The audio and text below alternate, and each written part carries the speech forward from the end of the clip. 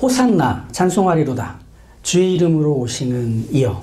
예루살렘 성에서 이런 기쁨에 찬 탄성 그리고 노래, 이 구호가 울려 퍼집니다. 참 장관이었던 것 같아요. 왜? 예수님께서 나귀 새끼를 타고 예루살렘 성에 들어가고 있는데 많은 사람들이 예수님이 오시는 걸 보고 자신들의 겉옷을 깔아서 카펫으로, 레드카펫 같이 예수님을 환대합니다. 어떤 사람들은 들에서 나뭇가지를 베어와서 길에 펴고 또 종려나무 가지를 흔들면서 이 호산나 호산나 외쳤다는 거죠. 왕이 온 거예요.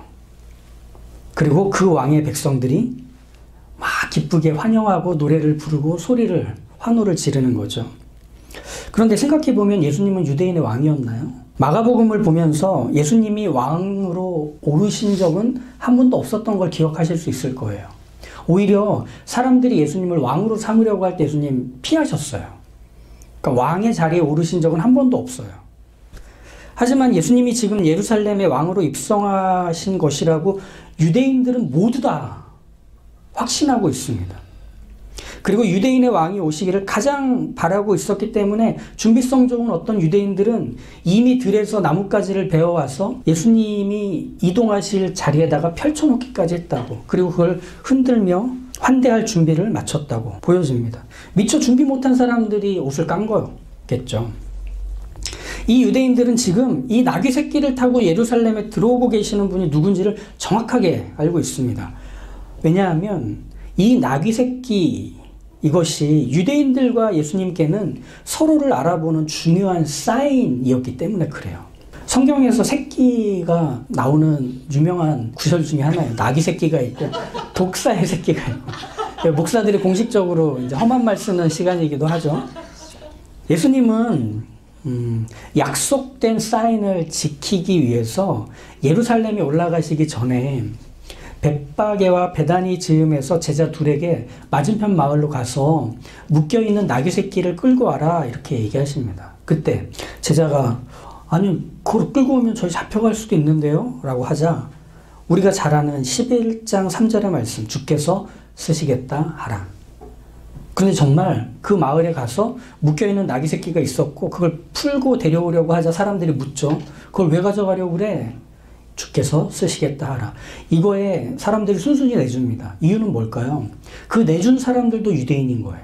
즉 그들도 이 나귀 새끼가 무엇인지, 나귀 새끼를 타고 들어가시는 분이 누구인지에 대한 이해가 분명한 거죠. 유대인이라면 모두가 알고 있는 거예요. 왕이 오신다는 건 나귀 새끼를 타고 오는 거잖아 라는 건 말이죠. 이건 어디에서 나온 예언이냐면 구약의 스가랴서 에 나오는 예언입니다. 스가랴 선지자에게 하나님이 하나의 예언을 주시고 그것을 적어 기록해 두라고 하셨죠. 스가랴서 9장 9절에 보면 이렇게 나와요. 시온에 따라 크게 기뻐할지어다. 예루살렘에 따라 즐거이 부를지어다. 보라, 내 왕이 내게 임하나니 그는 공의로우시며 구원을 베푸시며 겸손하여서 나귀를 타시나니 나귀의 작은 것 곧 나귀 새끼니라. 이미 스가랴서 몇백 년 전에 쓰여진 이 선지자의 글에 예고가 되어 있는, 그래서 유대인들은 자신들의 왕이 예루살렘 성에 오실 때 그는 나귀 새끼를 타고 오실 거다라고 이미 알고 있는 겁니다. 그럼 나귀 새끼를 타고 오는 그분을 보면 아, 우리의 왕이다 맞이할 준비가 돼 있는 거죠. 이 스가랴서 9장에서 보면 이방 나라를 심판하시는 하나님의 약속이 그 앞뒤로 가득 차 있습니다. 이방 나라들이 그들의 죄로 인해 하나님이 심판하시는 방식을 전쟁으로 하려 하신다고 합니다. 그리고 이 전쟁을 지휘하는 자가 하나님이 보내신 메시아 이스라엘의 왕이 되는 거죠. 그가 심판의 전쟁을 일으키시는 왕이라는 것. 그래서 유대인들이 기다리고 있는 것은 바로 그겁니다. 우리의 왕이 오면 우리는 승리한다. 그리고 우리는 지금의 로마 제국의 지배 아래서 신음하고 고생하는 일이 끝난다. 우리는 다윗의 때, 솔로몬의 때의 그 영광을 회복한다. 이런 기대들을 품고 있는 겁니다. 역사 속에서 예루살렘에 입성했던 사람들, 그 위대한 사람들은 많을 거예요. 많은 전리품들과 화려한 대여를 이끌고 들어오는 이웃나라의 왕 혹은 외교관들도 있었을 거예요. 그렇죠? 그리고 큰 칼과 어마어마한 군대를 이끌고 들어오는 정복자들도 있었을 거예요.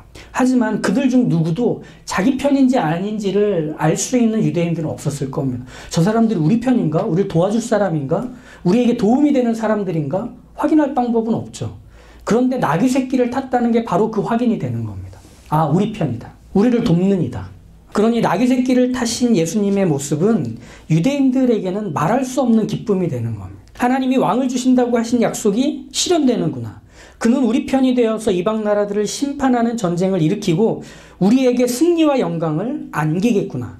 그게 우리 시대에 일어나는구나. 메시아, 왕이 우리 시대에 오시다니. 우리가 그를 직접 만날 수 있다니.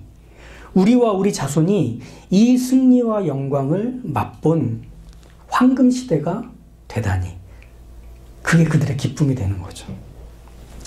그러니 예루살렘을 떠들썩하게 만드는 기쁨과 환호와 노래는 그들의 바람이 이제 성취될 것을 꿈꾸게 했던 겁니다. 하나님이 자신들을 잊지 않으셨다는 안심, 그간 겪어왔던 한숨과 눈물과 시련의 연속을 하나님이 끝내시겠다는 은혜로우신 의지로 읽힐 수 있는 장면이기 때문이었겠죠. 호산나라고 하는 건 이런 뜻이에요. 지금 우리를 구해 주십시오라는 뜻입니다. 그러니 지금 예수님이 나귀 새끼를 타고 오시는 등장은 이제 호산나를 안 외쳐도 돼요. 이제 구원의 때가 다가왔기 때문이겠죠. 우리가 오늘 보고 싶은 부분은 바로 이 환호의 장면입니다.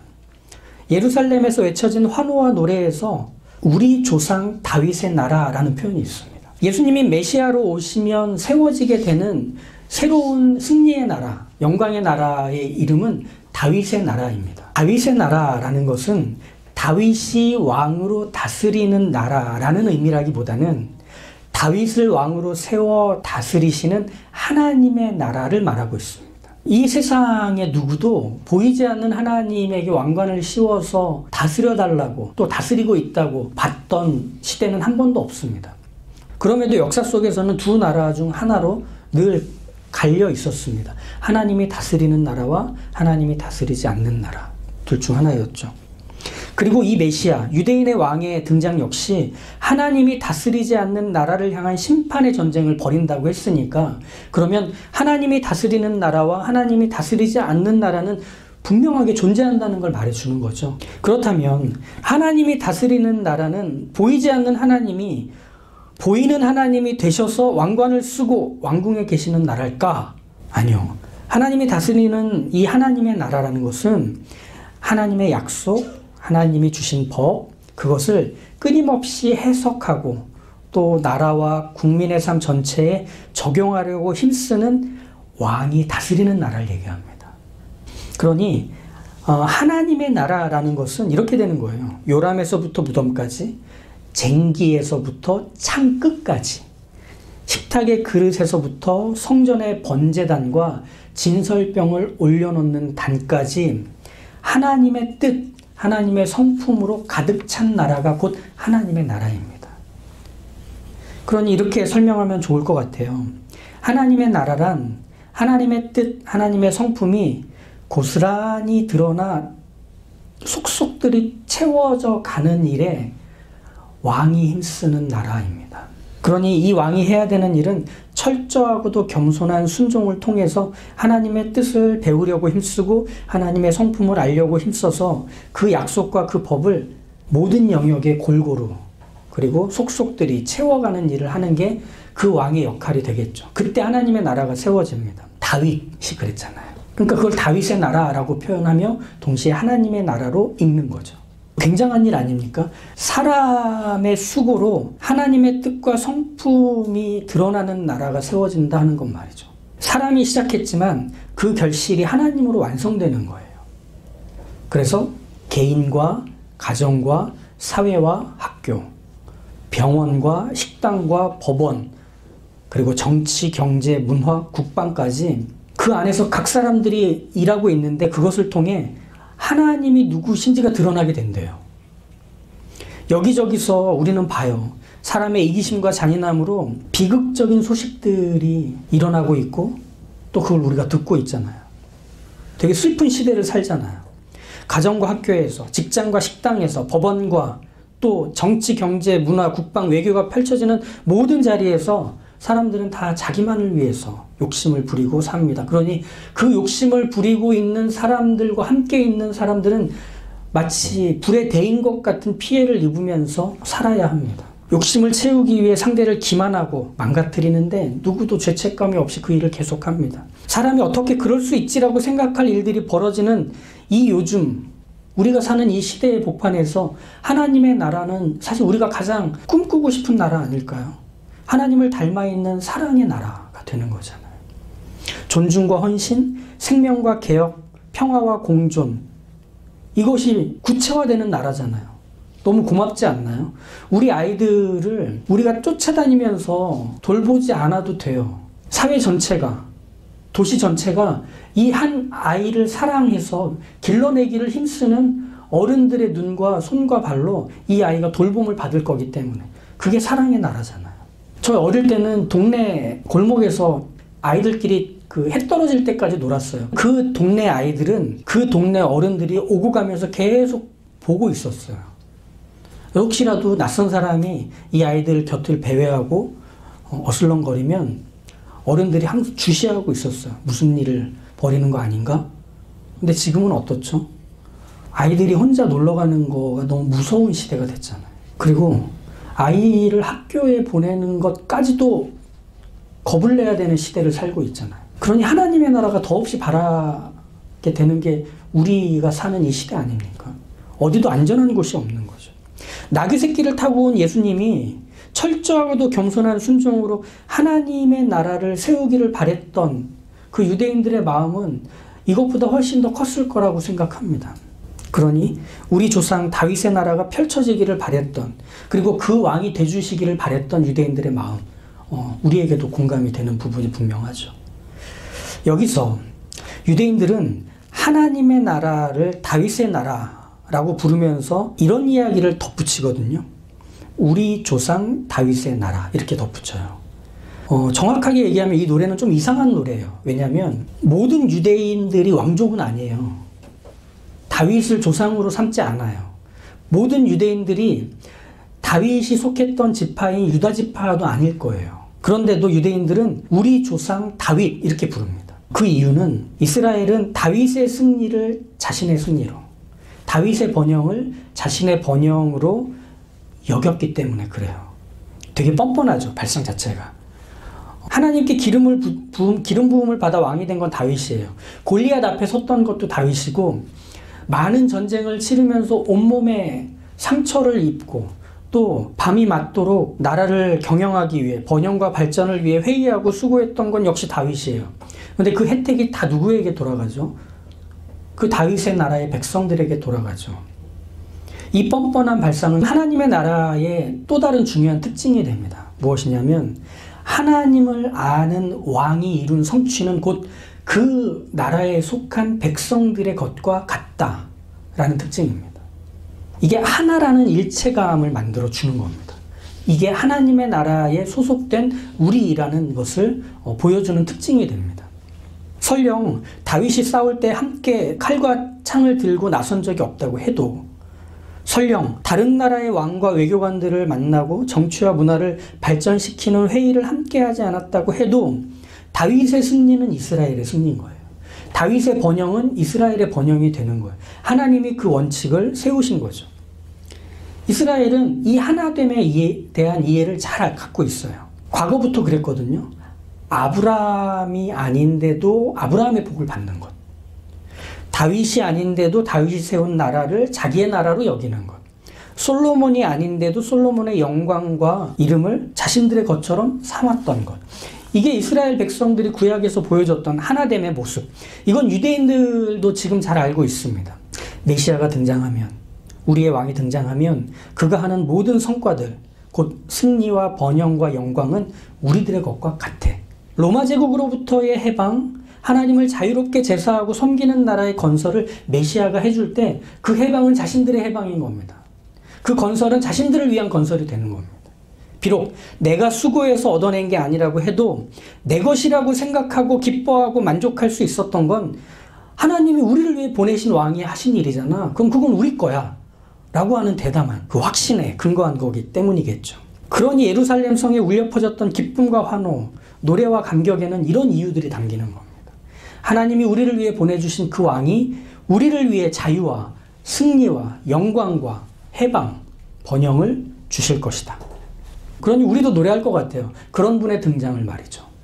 그런데 여기서 우리는 좀 기억해야 되는 점이 하나 있습니다. 이걸 좀 중요하게 짚어야 예루살렘에 왜 교회가 세워져야 했는지를 설명해 주는 것이기도 합니다.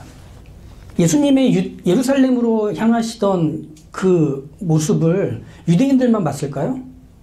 아니요. 로마 사람들도 봤을 거예요. 사마리아 사람들도 봤을 거고 유대인이 아닌 다른 이방인들이 그 예수님이 가시는 걸 다 봤고 그 환호와 그 기쁨의 소리를 다 들었을 거예요. 호산나, 지금 우리를 구해 주십시오. 라고 외치던 유대인들의 이 환호와 노래, 뜨겁고 간절했던 분위기는 과연 함께 살고 있는 로마 사람들과 사마리아인들을 포함한 할례받지 못한 비유대인들에게는 공감을 얻는 기쁨이었을까요? 감정이었을까요? 혹시 스가랴 선지자의 예언을 알고 있는 비유대인들이 호산나 하는 그 구호를 들었다면 무섭고 소름 끼치지 않았을까요? 오 하나님, 우리를 저 이방인들의 손에서 구원해 주십시오. 어서 빨리 저들을 잡아 죽이시고 포로로 삼으셔서 괴로움과 시련에서 저희를 해방시켜 주십시오. 애굽 사람들이 물에 빠져 죽었던 것처럼 10가지 재앙에 의해 그들이 다 저주받은 것 같은 인생이 된 것처럼 지금 그 일을 해 주십시오. 라고 하는 게 호산나였거든요. 그런 유대인이 아닌 사람들이 들을 때는 너무 소름 끼치도록 잔인하고 이상한 얘기인 거예요. 즉 나귀 새끼를 타고 예루살렘으로 입성하시는 예수님을 반기던 환호, 기쁨의 그 노래는 오직 유대인들만을 위한 노래, 오직 자신들의 생존만을 목표로 했던 구호에 불과한 게 되는 겁니다. 이 시대의 교회가 그런 것 같습니다. 우리 애들은 공부 안 해도 찍으면 다 맞고 좋은 직장에 우리 애들만 다 들어가 있고 그리고 나는 아프지도 않아. 나이 한 90 정도 됐는데 여전히 20km씩 달리고 집에 들어와서 밥 세끼 잘 먹고 하나님이 내 마지막은 자다가 심장마비로 죽게 해주시나. 심지어는 천국 가는 티켓까지 다 끊어놓고 살고 있는. 이게 우리가 세상에 보여주는 그리스도인들의 모습입니다. 우리만을 위한 하나님. 하나님 다 지키셔. 하나님 다 들어주셔. 이런 거죠. 거기에 누가 너넨 참 좋겠다. 나도 그런 하나님 믿고 싶다라는 마음이 들겠냐는 거예요. 다윗의 나라라고 외쳐졌을 때 그들이 떠올려야 되는 다윗의 시대부터 이어져 왔던 하나의 원칙 앞에서 그들의 기쁨, 그들의 환호를 엮어가야 했습니다. 어떤 원칙이냐면 부솔 시냇가에서 맺었던 원칙입니다. 자기의 가족들과 재산을 모두 뺏어갔던 아말렉 사람들을 뒤쫓아간 600명과 다윗의 무리가 반으로 쪼개집니다. 너무 피곤해서 300명은 부솔 시내에 남고 300명만 따라서 아말렉 사람들과 싸워서 모든 걸 다 가지고 가족들을 이끌고 옵니다. 그리고 나서 그 전쟁에 나갔던 사람들이 부솔 시내에 남았던 300명을 향해 얘기합니다. 너희 가족만 데리고 우리에게서 떠나. 그때 다윗이 이 둘을 중재하며 뭐라고 얘기하냐면 다윗이 이르되 나의 형제들아 여호와께서 우리를 보호하시고 우리를 치러 온 그 군대를 우리 손에 넘기셨은즉 그가 우리에게 주신 것을 너희가 이같이 못하리라. 이 일에 누가 너희에게 듣겠느냐. 전장에 내려갔던 자의 분깃이나 소유물 곁에 머물렀던 자의 분깃이 동일할지니 같이 분배할 것이니라. 그날부터 다윗이 이것으로 이스라엘의 율례와 규례를 삼았더니 오늘까지 이르니라. 유대인의 왕을 맞이하는 예루살렘의 현장, 거기서 외치고 있는 사람들에게까지 이 원칙은 적용되어야 하는 겁니다. 그들만의 기쁨이 아니라, 그들만의 잔치와 전당대회가 아니라 그들 주변에 함께 섞여 살고 있는 로마 사람들, 사마리아 사람들, 또 다른 이방인들에게도 이 기쁨이 가도록 얘기할 수 있어야 합니다. 예수님을 왕으로 반겼던 그 마음, 그 왕이 성취하게 되는 모든 것들이 우리들만의 것이 아니라 너희들의 것도 된다는 것을 말해줄 수 있어야 하는 겁니다. 보여줄 수 있어야 하는 겁니다. 그들과 함께할 고백의 노래가 되는 게 뭔지를 생각했어야 합니다. 그들과 함께 기뻐할 승리가 무엇인지를 따졌어야 했습니다. 그게 무엇이냐고 예수님께 묻고 듣고 싶어 했어야 했다는 거죠. 그게 하나님의 나라가 세워지는 시작이 되는 겁니다. 누군가에게만 들어가게 되는 그 나라가 아니라 하나님의 은혜가 필요한 사람들이 들어갈 수 있는 바로 그곳이 되는 거죠. 유대인들이 하는 이런 이기적인 편가르기와 모습은 우리 안에서도 반복되지 않도록 항상 신경을 써야 됩니다. 그 어디 내 곁에 있는 이웃들과 하나가 되려는 시도가 있는 노래를 내가 하고 있는가? 그 어디 내 곁에 있는 이웃들의 유익을 베풀고 있는 나의 수고와 섬김이 있는가? 혹시 우리만 즐겁고 우리만 시끄럽고 우리만 옷 던지며 짜릿해하고 있는 것이 우리 신앙생활이 아닌가? 거기서는 하나님의 나라가 세워지지 않습니다. 예루살렘 성에서의 환호와 기쁨이 비유대인들에게는 소름 끼치는 소리에 불과한 것이 되도록 만들 수 있는 게 지금 우리에게도 가능하다는 얘기입니다. 막 기도하고 예배를 드리는데 오늘따라 유독 목사님 설교가 너무 좋고 오늘 부르는 찬양과 찬송가가 너무 가슴에 막 와닿는 거예요. 막 눈물을 막 안 흘리고 싶은데 막 잘잘잘 쏟고 있어요. 오늘 피아노 연주는 어쩜 그렇게 좋은지. 너무 행복한 예배를 드리는데 우웅 하고 전화가 오는 거예요. 보니까 모르는 번호. 안 받았어요. 또 우웅 오는 거예요. 안 받았어요. 문자가 왔어요. 차 좀 빼주세요.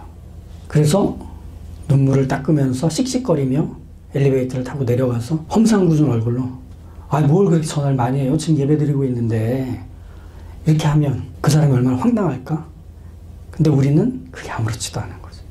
왜? 하나님께 은혜 받고 있었거든. 오늘 예배 때 유독 하나님이 나에게만 주시는 말씀을 전해주시는 것 같았거든. 오늘 내 안에서 터져나오는 이 감격의 눈물이 멈추질 않았거든. 근데 이놈의 전화가 이걸 끊어버린 거예요. 이 사람의 전화 한 통화로 내 모든 은혜가 다 끊긴 것 같은 거예요. 그러니 나는 험상궂은 얼굴을 해도 돼요. 씩씩거려도 돼요. 화를 내도 돼요.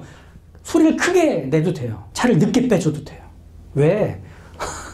난 하나님의 백성이고 저것들은 지옥의 불쏘시개니까.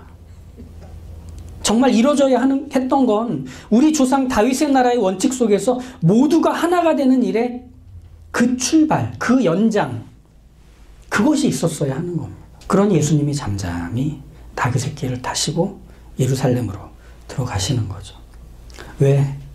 그런 그 이기심, 편가르기, 이 것들까지 다 십자가에 달려 죽어야 하기 때문에.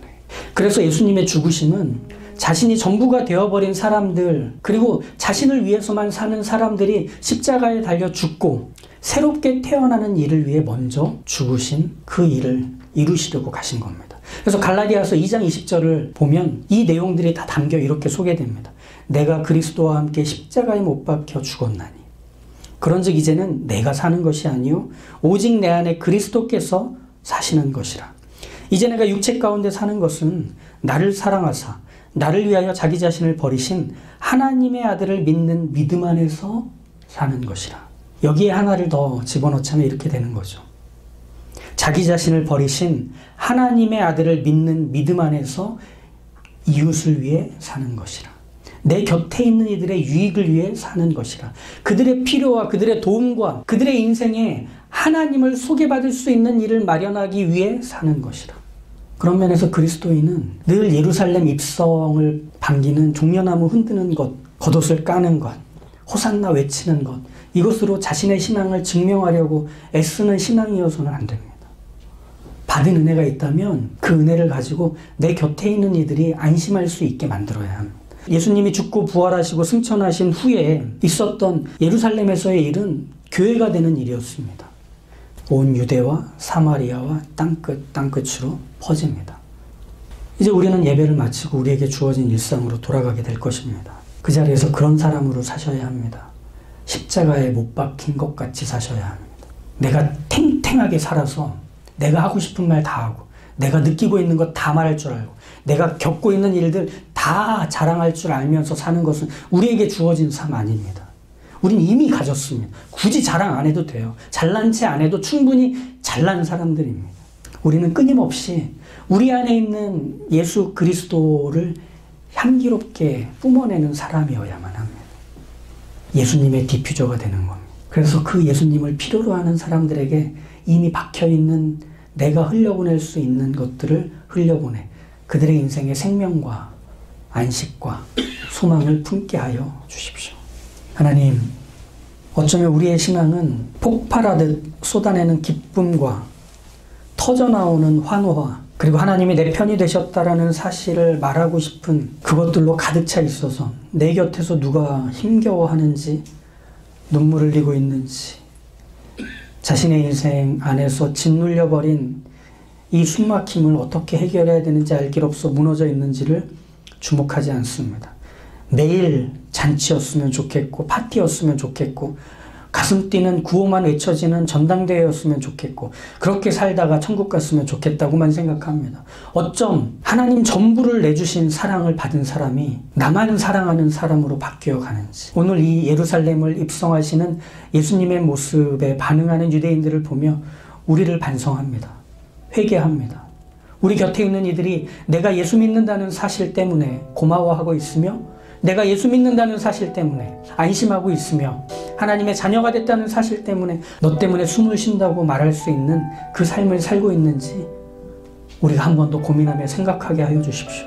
성질 부리기 전에, 화내기 전에, 내 자랑으로 채워진 내 삶인 양 그렇게 뻐기며 으스대려 하기 전에 먼저 그런 나를 십자가에 못 박고 그 십자가를 필요로 하는 이들에게 우리 주님 증거하며 소개하며 알릴 수 있는 기회를 마련하려고 숨죽일 줄 알고 무릎 꿇을 줄 알고 눈을 맞출 줄 알고 곁을 지킬 줄 아는 바로 그런 사람들 다 되게 하여 주십시오. 그렇게 하나님의 나라를 세워가는 저희들, 그렇게 받은 은혜를 흘려보낼 줄 아는 저희들, 생명의 강이 저희로부터 채워지고 있음을 믿으며 그 강의 한 줄기가 되기로 원하는 저희들 되게 하여 주시옵소서. 예수님의 이름으로 기도합니다. 아멘.